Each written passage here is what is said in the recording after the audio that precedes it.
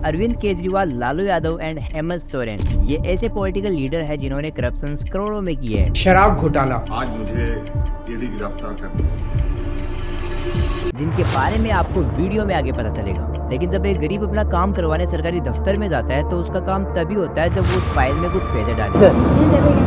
मैं तो आपको दूंगा। आपने तो गिने होंगे, फिर क्या गिनूंगी? जी तो आप भी जानती है कि मैं घर में शादी है तो दिक्कत आती है। नहीं तो घर में शादी है तो घर में अपनी मतलब बेइज्जती क्यों कराना चाह रहे हो? मैं तो खुद लेके आऊंगी। 2023 की सीपीआई रिपोर्ट के अकॉर्डिंग भारत 180 देशों में से 93 नंबर पर है करप्शन करने में। जहां पर एक तरफ भारत की ग्रोथ का डंका पूरी दुनिया में बज रहा है तो दूसरी तरफ ये करप्शन करने वाले अपनी ही ग्रोथ को रोकने में लगे हुए हैं। और इस करप्शन से हर साल हमारी इकोनॉमी में 1 ट्रिलियन रुपए का नुकसान हो रहा है। जहां पर एक तरफ हमारे देश के पीएम करप्शन को रोकने में लगे हुए हैं। हमारा संविधान भ्रष्टाचार को अनुमति देता है, कानून है, नियम है, सब है। लेकिन चिंता तब होती है कि जब न्यायपालिका ने स्वयं ने किसी को अगर भ्रष्टाचार के लिए घोषित कर दिया, भ्रष्टाचार के लिए सजा हो चुकी है, लेकिन राजनीतिक स्वार्थ के कारण उसका भी महिमा मंडन चलता है।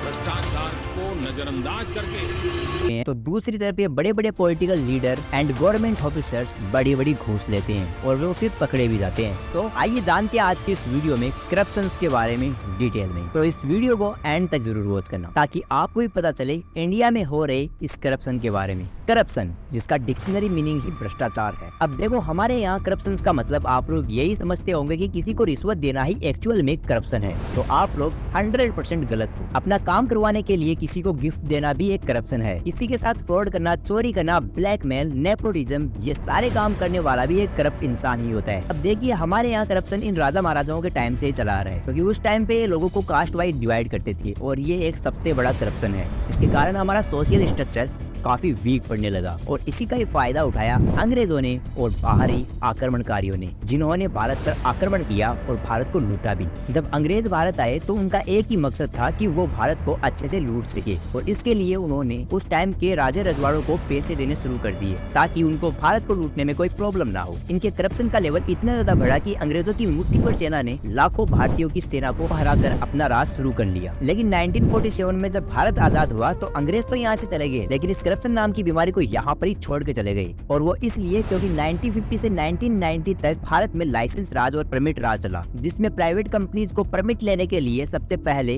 80 गवर्नमेंट एजेंसी को पहले सेटिस्फाइड करना पड़ता। उसके बाद गवर्नमेंट ये अप्रूव करती कि ये कंपनी यहाँ पर बिजनेस कर सकती है। अब इस परमिट को लेने का प्रोसेस इतना लेंथी होता कि प्राइवेट कंपनीज को कहीं ना कहीं घूस तो देनी ही पड़ती। उस टाइम पे इस लाइसेंस राज से हमारी इकोनॉमिक में गलत इम्पैक्ट देखने को पड़ा, जिसमें हमारे पास सिर्फ 2 सप्ताह तक का ही फॉरेन रिजर्व बचा था। उस वक्त भारत में कांग्रेस पार्टी पावर में थी and PV Narasimha Rao and finance minister Manmohan Singh ने इस लाइसेंस राज को पूरी तरीके से खत्म कर दिया। देखो, पहले तो गवर्नमेंट की पॉलिसीज में करप्शन हो रहा था, लेकिन अब गवर्नमेंट खुद करप्शन करने लगी है। आइए इसके बारे में भी जानते हैं। देश की आजादी के बाद में इन बड़े बड़े पॉलिटिशियन लीडर ने करप्शन करने में कोई भी कसर नहीं छोड़ी है। 1980 से 1990 के बीच में भारत और स्वीडन के बीच एक वेपन कॉन्ट्रैक्ट साइन हुआ, जिनको बोफोर्स एबी रिश्वत दे रही।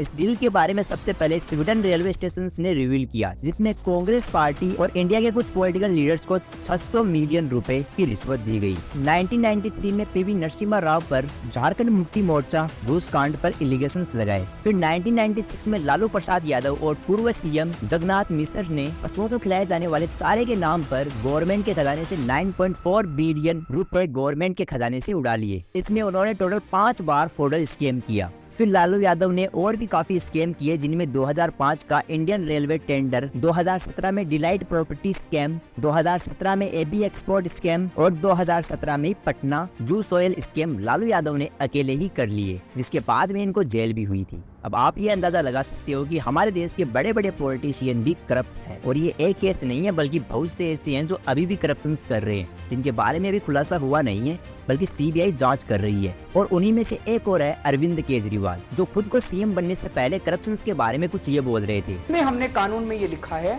कि अगर कोई बिजनेसमैन या कोई कंपनी सरकार से कोई भी ऐसा काम करवाती है जो कि कानून के खिलाफ है, जो कि गलत है, तो ये मान लिया जाएगा कि ये काम जो है ये रिश्वत देकर और रिश्वत लेकर करवाया गया।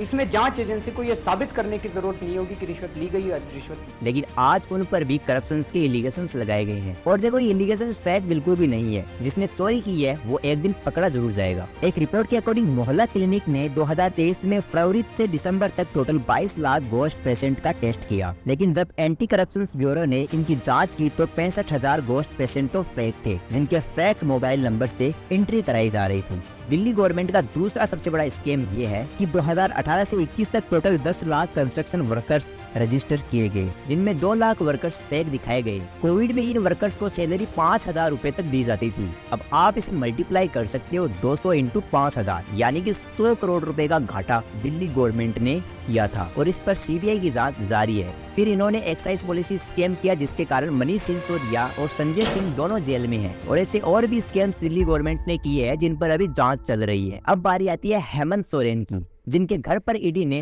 3.6 मिलियन रुपए की छापेमारी मारी है और ऐसे और भी स्कैम हेमंत सोरेन ने किए हैं। 2013 में अगस्ता वेंट हेलीकॉप्टर स्कैम, सत्यम स्कैम, कॉमनवेल्थ स्कैम, कोयल माइन स्कैम्स और भी ऐसे स्कैम हमारे देश में हो चुके हैं और अब इस स्कैम को अनपढ़ नेता लोग ही नहीं बल्कि हमारे पढ़े लिखे गवर्नमेंट ऑफिसर्स भी कर रहे हैं। एक रिपोर्ट के अकॉर्डिंग आईएएस ऑफिसर पूजा सिंघल को मनी लॉन्ड्रिंग के केस से ईडी ने 82 करोड़ रुपए की संपत्ति जब्त की है। झारखंड आईएएस ऑफिसर छवि रंजन को ईडी ने लैंड डील्स केस में अरेस्ट कर लिया, जिसमें हेमंत सोरेन का भी हाथ था और ऐसे बहुत से गवर्नमेंट ऑफिसर्स हैं जिन्होंने करप्शन लाखों करोड़ों में किए हैं और उन लोगों के बारे में आपने न्यूज आर्टिकल में कभी न कभी तो ये न्यूज सुनी ही होगी कि इस ऑफिसर्स ने इतने रुपए की घूस ली है। अब देखो हमारे यहाँ रिश्वत देना और लेना दोनों ही करप्शन है और इसको रोकना हमारे हाथों में। इंडिया का करप्शन रेट देखें तो वो 180 देशों में से 93 नंबर पर है करप्शन करने में। अब देखो यहाँ पर 0 से 100 तक टोटल नंबर चलते हैं, यानी कि जिस कंट्री का नंबर 0 है वो सबसे ज्यादा करप्शन कर रही है और जिसका नंबर 100 या फिर 100 के आसपास है उसमें करप्शन थोड़ा बहुत हो रहा है। हमारे देश के पीएम नरेंद्र मोदी जी ने इस करप्शन को रोकने के लिए 2017 में 500 और 1000 के नोट को डिमोनेटाइज किया था, लेकिन करप्शन अभी तक बिल्कुल भी नहीं रुका है। अगर आपके सामने कोई बंदा करप्शन कर रहा है या फिर आपसे कोई रिश्वत ले रहा है तो आप इन हेल्पलाइन नंबर पर कॉल करके उसकी शिकायत कर सकते हो। और करप्शन ना करने का एक सबसे बड़ा रीजन ये है कि हमेशा डिजिटल पेमेंट सिस्टम का यूज करो, क्योंकि इससे हमारी इकोनॉमी को ग्रोथ करने में काफी हेल्पफुल होगी, जिसके कारण हम 2030 तक दुनिया की 3rd लार्जेस्ट इकोनॉमी बन जाएंगे। अगर आपको यूपीआई के बारे में ज्यादा समझना है तो हमारी इस वाली वीडियो को एक बार जरूर से वॉच कर लेना।